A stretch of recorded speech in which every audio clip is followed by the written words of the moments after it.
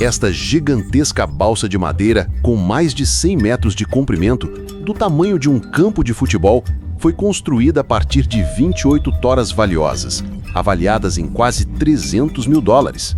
Ela está sendo preparada para sair de Kisangani, no Congo, com destino à capital Kinshasa, em uma viagem de cerca de 170 quilômetros. Apesar de ser considerada uma fortuna flutuante, a balsa também funciona como um super armazém, carregando cerca de 50 passageiros e uma infinidade de mercadorias. Tudo é mantido unido apenas por cabos de aço com centenas de metros de comprimento. Qualquer descuido pode causar o colapso da estrutura e lançar pessoas no rio Congo. Durante a travessia, a balsa seguia tranquila, quando, de repente, uma tempestade mudou o cenário. Ventos fortes e ondas gigantes ameaçavam despedaçá-la.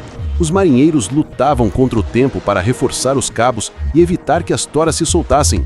Afinal, cada uma delas tinha valor altíssimo e perder uma seria inaceitável.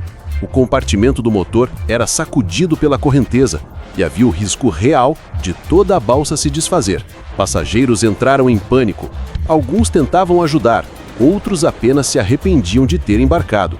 Até o capitão, conhecido por sua calma, começou a se sentir inseguro, pensando que talvez a balsa nunca devesse transportar pessoas e cargas ao mesmo tempo.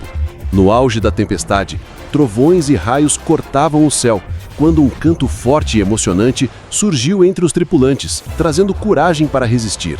Após 2 horas, o vento finalmente diminuiu, mas novos perigos ainda esperavam adiante.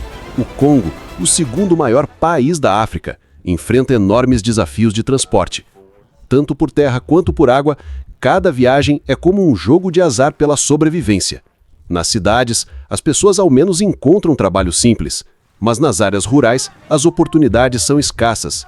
Muitas vezes, arriscar a vida é a única forma de conseguir comida. Na foz do rio Congo, onde as águas se encontram com o Atlântico, há pequenas ilhas de manguezais.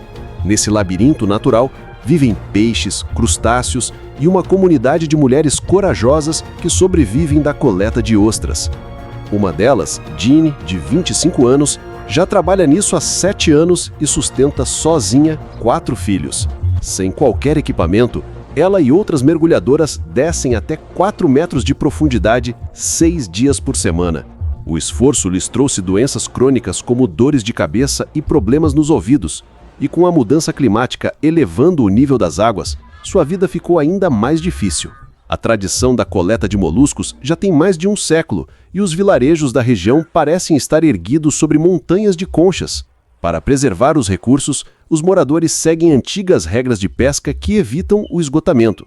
Nos últimos 30 anos, as balsas fluviais se tornaram o cordão umbilical que conecta as comunidades do centro do Congo. Como as chuvas torrenciais destroem estradas todos os anos, arrastando veículos e até caminhões, milhares de pessoas dependem desses barcos para trabalhar, vender produtos nos mercados ou visitar familiares. Mesmo correndo o risco de cair entre as toras ou ser levado pelas águas, eles seguem viagem. A tripulação precisa inspecionar constantemente os cabos de aço, única garantia de que a balsa, com cerca de 90 metros de comprimento por 40 de largura, continue estável. Para os marinheiros e o capitão, manter este arquipélago flutuante em movimento é um desafio permanente. Avançando a cerca de 7 km por hora, a balsa ainda tinha 70 km até Kinshasa. Mas os perigos não vinham só da natureza. O rio é poluído por rejeitos tóxicos de minas e esconde redemoinhos que podem engolir uma pessoa em segundos. A própria balsa é cheia de armadilhas, prebos enferrujados e peças metálicas expostas que frequentemente ferem os pés descalços dos tripulantes. Em casos assim, álcool e bandagem são o socorro imediato, mas todos ainda precisam de vacinas contra tétano ao chegar ao destino. Mesmo assim, para muitos congoleses, não existe outra opção de transporte.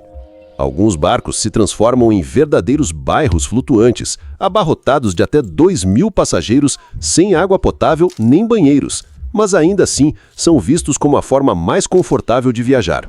Entre os passageiros desta viagem estava Glória, uma avó que cria sozinha a neta de 2 anos após ter sido abandonada pelos pais da criança. Sem conseguir pagar 3 meses de aluguel, ela comprou um saco de farinha de mandioca para tentar fazer pães e vender em Kinshasa. pediu ao capitão uma passagem mais barata e conseguiu embarcar pagando apenas 2 euros, enquanto os outros pagaram 8. Durante o trajeto, novos vendedores embarcavam e o espaço ficava cada vez mais apertado, gerando discussões. Mas as brigas pelo espaço logo eram esquecidas diante dos verdadeiros perigos: águas rasas, cheias de bancos de areia e recifes ocultos, contra os quais os motores antigos lutavam sem força. Em certo momento, o barco ficou preso e não se movia mais. O capitão decidiu não desmontar toda a estrutura, o que levaria 3 dias, e tentou puxar a balsa de volta ao rio. Depois de 5 horas de esforço coletivo, finalmente conseguiram retomar o curso. Mesmo com atrasos, o capitão jurou que chegariam em Kinshasa no dia seguinte. Mas novamente o céu se fechou e tempestades ameaçaram a viagem. Felizmente, o vento não foi tão forte quanto na noite anterior, e ao se aproximarem da cidade, o sol finalmente rompeu as nuvens. Depois de uma travessia de 1.307 quilômetros, a jornada terminou.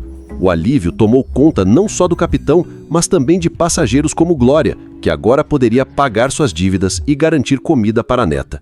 Os comerciantes a bordo rezavam para que os produtos vendidos compensassem os riscos enfrentados. Já os marinheiros, após dias de tensão, ainda tinham outra tarefa: desmontar manualmente a enorme balsa de 28 toras. A vida no Congo segue dura como as águas do rio. Cada dia é uma batalha, cada viagem uma prova de sobrevivência. Mas assim como o rio sempre encontra o seu caminho até o mar, os congoleses seguem tentando encontrar o deles, resistindo contra todas as adversidades.